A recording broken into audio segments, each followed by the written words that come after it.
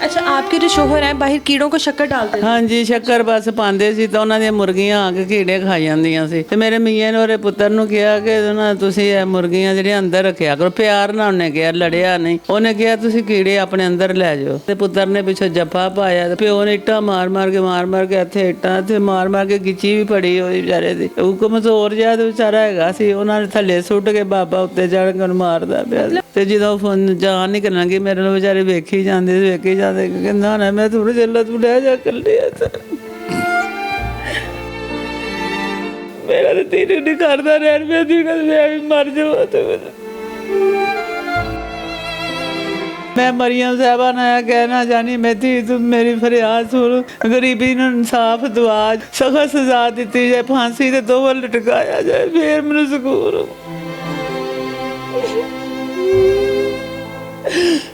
अल्लाह ताला ऐसा जरूर ना करे। इस वक्त मैं जिस घर के बाहर मौजूद हूँ यहाँ पर एक क्यारी मौजूद है जहाँ पर कीड़ों को शक्कर डाली जाती थी। जब कीड़ों को शक्कर डाली जाती थी तो हमसायों की मुर्गियाँ जो है वो यहाँ पर आती थी और कीड़े खा जाती थी, जिस पर कहा गया कि आप अपनी मुर्गियों को अपने घर तक रखा करो, ये कीड़े खा जाती हैं। उसके रिटर्न में ये हुआ कि जिसने रोका, जो इन कीड़ों को शक्कर डालता था, उसको ईंटें मार कर मार दिया गया। इतनी छोटी सी बात इतनी बड़ी कैसे हो गई? उनकी जो अहली हैं वो हमारे साथ मौजूद हैं, उनसे बात करती हैं कि तो छोटी सी बात है कि मुर्गी यहाँ पर क्यों आई, कीड़ों को शक्कर क्यों डाली, इस बात पर एक आदमी को क्यों से मार दिया गया। आइए उनसे बात करते हैं। माँ जी मुझे बताइएगा, तो बड़ी छोटी सी बात है कि मुर्गी आ गई, कीड़ों को शक्कर डाली, रोका गया, इस बात पर इतनी बड़ी जंग क्यों छिड़ गई? मेरी धी होएगा भावें तुसीं महल्लेदारां नूं किसी नूं पुछ लो, इस तो इलावा कोई गल नहीं साडी। पता नहीं वो तो पता नहीं कौन है गए सी असी सानू तो 9 साल हो गए ने इत्थे आया। आप लोगों का ये अपना घर है? हाँ जी अपना। मेरी भैन ने मेरी बेचारी ने वो कहती मेरी भैन गरीब हैगी है, वो अमीर है ने, उन्होंने बेचारियां ने मैंने बना के दिता सी। मेरे मियाँ को घर इन्ना बनता फिरदा वे। अच्छा, आपके जो शोहर हैं बाहर कीड़ों को शक्कर डालते थे? हाँ जी शक्कर बस पाਉਂਦੇ ਸੀ ਤਾਂ ਉਹਨਾਂ ਦੀਆਂ ਮੁਰਗੀਆਂ ਆ ਕੇ ਕੀੜੇ ਖਾ ਜਾਂਦੀਆਂ ਸੀ। अच्छा, ਤੇ ਮੇਰੇ ਮੀਆਂ ਨੇ ਉਹਦੇ ਪੁੱਤਰ ਨੂੰ ਕਿਹਾ ਕਿ ਨਾ ਤੁਸੀਂ ਇਹ ਮੁਰਗੀਆਂ ਜਿਹੜੀਆਂ ਅੰਦਰ ਰੱਖਿਆ ਕਰੋ। ਪਿਆਰ ਨਾਲ ਉਹਨੇ ਕਿਹਾ, ਲੜਿਆ ਨਹੀਂ। ਉਹਨੇ ਕਿਹਾ ਤੁਸੀਂ ਕੀੜੇ ਆਪਣੇ ਅੰਦਰ ਲੈ ਜਾਓ। कीड़े अंदर ले जाओ? ਕਹਿੰਦਾ ਕੀੜੇ ਅੰਦਰ ਲੈ ਜਾਓ ਤੁਸੀਂ, ਇੱਥੇ ਯਾਨੀ ਕਿ ਨਾ ਹੋਣਗੇ ਨਾ ਮੁਰਗੀਆਂ ਖਾਣਗੀਆਂ। अच्छा, ਤੇ ਉਹਨੇ ਕਿਹਾ ਵੀ ਇਹ ਤਾਂ ਕੋਈ ਗੱਲ ਨਹੀਂ ਤੇਰੀ ਕਰਨ ਵਾਲੇ, ਅੰਦਰ ਲੈ ਜਾਓ। ਤੇ ਮੈਂ ਆਪਣੇ ਮੀਆਂ ਧੱਕੋ ਧੱਕੀ ਫਿਰ ਉਹਨੂੰ ਕੰਮ ਤੇ ਭੇਜ ਦਿੱਤਾ। क्या काम करते थे आपके शोहर? ਉਹ ਮੇਰਾ ਗਾਰਡ ਹੈਗੇ ਸਨ, ਮਿਸਤਰੀ ਸ਼ਾਹ ਲੱਗੇ ਸਨ, ਰਾਤ ਦੀ ਡਿਊਟੀ ਕਰਦੇ ਸਨ ਵਿਚਾਰੇ। ਸਵੇਰ 8 ਵਜੇ ਆਉਂਦੇ ਸੀ ਵਿਚਾਰੇ, 8 बजे। अच्छा, आपके शोहर चले गए ना उसके बाद ये बात करके उनको, उसके बाद दोबारा से लड़ाई कैसे शुरू हो गई? ਬਾਅਦ ਚੋਂ ਬਿੱਲ ਜਮ੍ਹਾਂ ਕਰਾਉਣ ਗਏ ਨਾ 3-4 ਦਿਨਾਂ ਬਾਅਦ ਇਹ ਤੇ ਗੱਲ ਖਤਮ ਹੋ ਗਈ। 4-5 ਦਿਨਾਂ ਬਾਅਦ ਬਿੱਲ ਦੀ ਡੇਟ ਹੈਗੀ ਸੀ, 14 ਤਰੀਕ ਹੈਗੀ ਸੀ। ਉਹਨਾਂ ਨੇ 12 ਤਰੀਕ ਨੂੰ ਕਿਹਾ ਹਾਂ ਮੈਂ ਨਾ ਕਟਿੰਗ ਦਾ ਬਿੱਲ ਮੈਂ ਵੇਖ ਕੇ ਆਵਾਂ ਕਿੱਥੋਂ ਹੁੰਦਾ, ਮੈਂ ਪੁੱਛਾਂ ਬੈਂਕ ਵਾਲਿਆਂ ਕੋਲ। ਉਹ ਰਸਤੇ 'ਚ ਪਿਓ ਤੇ ਪੁੱਤਰ ਬੈਠੇ ਸੀ, ਉਹਨਾਂ ਨੇ ਮੈਂ ਸ਼ੋਰ ਪਿਆ, ਮੈਂ ਕਿਹਾ ਪਤਾ ਨਹੀਂ ਕੌਣ ਲੜਦਾ ਪਿਆ। ਬਾਹਰ ਦਰਵਾਜ਼ੇ 'ਚ ਗਈ, ਮੈਨੂੰ ਆਵਾਜ਼ ਆਈ ਆਪਣੇ ਮੀਆਂ ਦੀ। ਮੈਂ ਕਿਹਾ ਤੇ ਉਹ ਹੈਗੇ ਨੇ। ਮੈਂ ਗਈ ਹਾਂ ਤੇ ਪੁੱਤਰ ਨੇ ਪਿੱਛੋਂ ਜੱਫਾ ਪਾਇਆ ਤੇ ਪੁੱਤਰ ਉਹ ਪਿਓ ਨੇ ਇੱਟਾਂ ਮਾਰ ਕੇ ਇੱਥੇ ਇੱਟਾਂ ਤੇ ਮਾਰ ਕੇ ਗਿੱਚੀ ਵੀ ਫੜੀ ਹੋਈ ਵਿਚਾਰੇ ਦੀ। ਉਹ ਕਮਜ਼ੋਰ ਜਿਹਾ ਤੇ ਵਿਚਾਰਾ ਹੈਗਾ ਸੀ, ਉਹਨਾਂ ਨੇ ਥੱਲੇ ਸੁੱਟ ਕੇ ਬਾਬਾ ਉੱਤੇ ਚੜ੍ਹ ਕੇ ਉਹਨੂੰ ਮਾਰਦਾ ਪਿਆ। मतलब उन बाप और बेटा दोनों ने मिलकर मारा? ਦੋਵਾਂ ਨੇ ਮਿਲ ਕੇ ਮਾਰਿਆ। ਤੇ ਉਹ ਫਿਰ ਉੱਥੇ ਵਿਚਾਰੇ ਦੇ ਉੱਥੇ ਕੱਪੜੇ ਸਾਰੇ ਖਰਾਬ ਹੋਏ। ਤੇ ਜਦੋਂ ਫੋਨ ਜਾਨ ਨਹੀਂ ਕਰਨਗੇ ਮੇਰੇ ਨਾਲ ਵਿਚਾਰੇ ਵੇਖੀ ਜਾਂਦੇ ਕਹਿੰਦਾ ਨਾ ਮੈਂ ਥੋੜਾ ਜਿਹਾ ਤੂੰ ਲੈ ਜਾ ਕੱਲੇ ਮੇਰਾ ਤੇ ਤੇਰੇ ਨਹੀਂ ਕਰਦਾ ਰਹਿਣ ਮੈਂ ਦੀ ਗੱਲ ਮੈਂ ਵੀ ਮਰ ਜਾਵਾਂ ਤੇ ਦੁਨੀਆ ਦੇ ਮੈਂ ਨਾ ਮੈਂ ਕੋਈ ਚੀਜ਼ ਖਾਣੀ ਆ, ਮੇਰਾ ਦਿਲ ਨਹੀਂ ਕਰਦਾ ਖਾਣ ਨੂੰ ਕੋਈ ਚੀਜ਼। ਸੁਬਾਹ ਤੋਂ ਵਿਚਾਰੇ ਨੇ ਨਾਨ ਚਾਰੇ ਲਿਆ ਕੇ ਦਿੱਤੇ ਨੇ, ਉਸ ਰਾਈ ਫੇਰ ਮੇਰਾ ਦਿਲ ਹੀ ਨਹੀਂ ਕਰਦਾ ਖਾਣ ਨੂੰ ਕੋਈ। कितने बच्चे हैं आपके?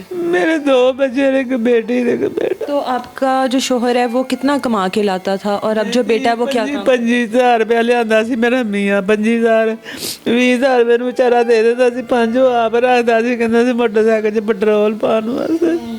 मसा गुजारा 20,000 ਨਾਲ। ਤੁਹਾਨੂੰ ਪਤਾ ਅੱਜ ਮਹਿੰਗਾਈ ਕਿੰਨੀ ਹੈ, 20,000 ਨਾਲ ਕੁਛ ਵੀ ਨਹੀਂ ਸੀ ਬਣਦਾ ਕੋਈ ਵੀ। ਬਸ ਨਾ ਕਦੀ ਕੋਈ ਕੱਪੜਾ ਬਣਾਇਆ ਨਾ ਕੋਈ ਕਦੀ ਜੁੱਤੀ ਬਣਾਈ ਸੀ। 2 ਸੂਟ ਵਿਚਾਰੇ ਨੇ ਲਿਆ ਕੇ ਦਿੱਤੇ ਸੀ ਮੈਨੂੰ, ਉਹ ਇੱਕ ਧੋ ਲੈਂਦੀ ਆ ਤੇ ਇੱਕ ਪਾ ਲੈਂਦੀ। अब आपका जो बेटा है वो क्या काम करता है? ਉਹ ਵਿਚਾਰਾ ਮਿਸਰੀ ਸ਼ਾਹ ਜਾਂਦਾ ਰੋ ਅੱਜ ਗਿਆ ਤੇ ਕਹਿੰਦਾ ਮੇਰੇ ਕੋਈ ਪੈਸਾ ਨਹੀਂ ਮੈਨੂੰ ਲੱਭਾ ਤੇ ਕੰਮ ਹੀ ਨਹੀਂ ਹੈ। घर का जो गुजर बसर है वो आपके शोहर की कमाई से हो रहा था? ਵਿਚਾਰਾ 20,000 ਰੁਪਇਆ ਦਿੰਦਾ ਸੀ ਮੈਂ ਤੇ ਉਹਦੇ ਨਾਲ ਸਾਡਾ ਮਾੜਾ ਮੋੜਾ ਗੁਜ਼ਾਰਾ ਹੋਈ ਜਾਂਦਾ ਸੀ ਪਿਆ।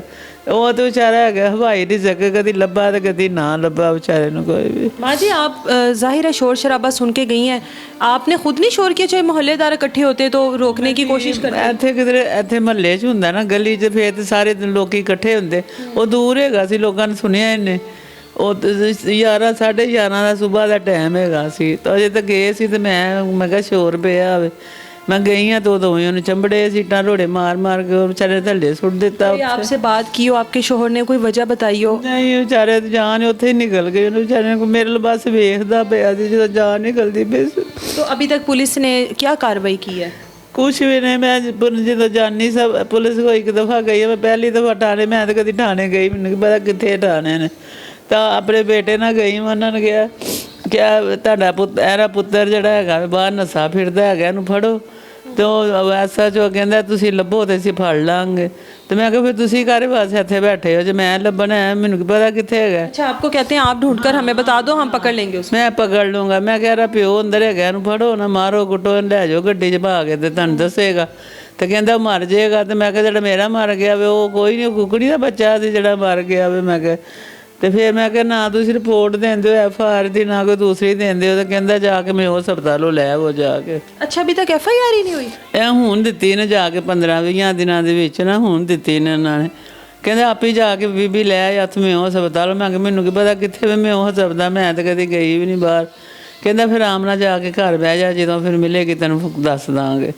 ਇਹ ਪੁਲਿਸ ਵਾਲਿਆਂ ਦਾ ਸਾਡੇ ਨਾਲ ਰਵੱਈਆ ਹੈਗਾ। ਜੇ ਖਾ ਲੈਂਦੇ ਨੇ ਮਾਲ ਲੈ ਕੇ ਲੋਕਾਂ ਕੋਲ ਖਾ ਲੈਂਦੇ ਨੇ, ਅਗਲੇ ਉਹ ਦਲੀਲ ਹੁੰਦੇ ਫਿਰਦੇ ਨੇ ਬਾਅਦ ਚ। ਫਿਰ माँ जी कोई अपील करना चाहती हैं आप? हाँ, मैं मरियम साहबा ने कहना चाहनी, मैं थी तुम मेरी फरियाद सुन, गरीबी ਨੂੰ ਇਨਸਾਫ ਦਵਾ। ਜਿਸ ਤਰ੍ਹਾਂ ਉਹਨੇ ਮੇਰੇ ਮੀਆਂ ਨੂੰ ਮਾਰਿਆ ਉਸ ਤਰ੍ਹਾਂ ਇਹਨਾਂ ਨੇ ਮਾਰ ਸਖਤ ਸਜ਼ਾ ਦਿੱਤੀ ਜਾਏ, ਫਾਂਸੀ ਤੇ ਦੋਵਾਂ ਲਟਕਾਇਆ ਜਾਏ, ਫਿਰ ਮੈਨੂੰ ਸਕੂਨ।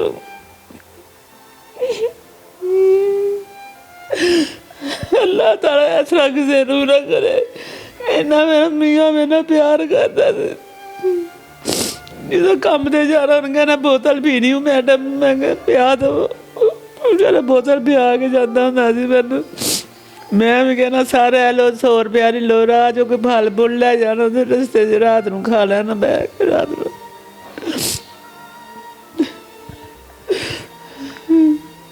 ਨਾਲ ਸਰ ਰਿਹਾ ਨਾ ਮੈਂ ਨਹੀਂ, ਮੇਰਾ ਦਿਲ ਕਰਦਾ ਮੈਂ ਵੀ ਮਰ ਜਾਵਾਂ, ਮੇਰਾ ਦਿਲ ਨਹੀਂ ਕਰਦਾ ਰਹਿਣ।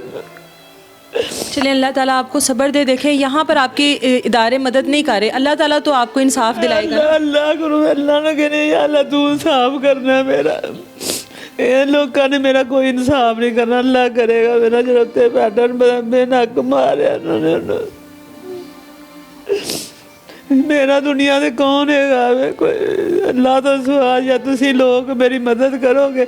एक शोहर का ही आसरा था, बस मेरे बंदे का आसरा सी बेचारा। हुन पहली आनी सी बेचारे ने, उन्होंने तनख्वाह मिल जानी सी। अब जाहिर है गुजर बसर मुश्किल होगा घर के, जाहिर है। जो 15-20 दिन तो हो गए ने, पहली उन्होंने बेचारे ने मिलती सी पैसे। जहाँ पर वो काम करते थे उन्होंने अभी तक आप लोगों की कोई मदद नहीं उन्होंने कोई नहीं की थी। वो तो इत्थों तक नहीं आए कि जाके चलो बंदा पता कर ले। घर च मेरी धी कुत्ता भी रखा है ना, वो भी कुछ हो जाए ना अफसोस होंदा है ना। उन्होंने 7 साल उत्थे बेचारे ने कड्ढे ने, उतों कोई नहीं आया। ਜਿਹੜੀ ਉਹਨਾਂ ਦੇ ਦਿਹਾੜੀਆਂ ਦਾ ਬਣਦੇ ਸੀ ਨਾ ਪੈਸੇ, ਉਹਨਾਂ 10,000 ਸਾਡੇ ਮੁਲਾਜ਼ਮ ਦੇ ਹੱਥ ਭੇਜ ਦਿੱਤਾ ਉਹਨਾਂ ਨੇ। ਕਿਹਾ ਜਿਹੜੀਆਂ ਉਹਨਾਂ ਦਿਹਾੜੀਆਂ ਲਾਈਆਂ ਸੀ ਲੈ ਲਓ ਤੁਸੀਂ। ਮੈਂ ਕਿਹਾ ਰੱਖ ਲਓ, ਮੈਂ ਕਿਹਾ ਮੈਂ ਕੀ ਕਰਨੇ ਨੇ ਵੀ ਤੁਸੀਂ ਲੈ ਲਓ। ਕੋਈ ਵੀ ਨਹੀਂ ਉਹਨਾਂ ਵਿੱਚੋਂ ਕੋਈ ਵੀ ਨਹੀਂ ਆਇਆ ਕੋਈ ਵੀ। ਮੈਂ ਤਾਂ ਆਪਣੇ ਅੱਲਾਹ ਕੋ ਮੰਗਣੀ, ਅੱਲਾਹ ਤਾਲਾ ਮੈਨੂੰ ਮੇਰੀ ਮਦਦ ਕਰੇਗਾ। ਮੇਰੇ ਬੰਦੇ ਨੇ ਕੀ ਦੇਣਾ ਕਿਸੇ ਨੂੰ।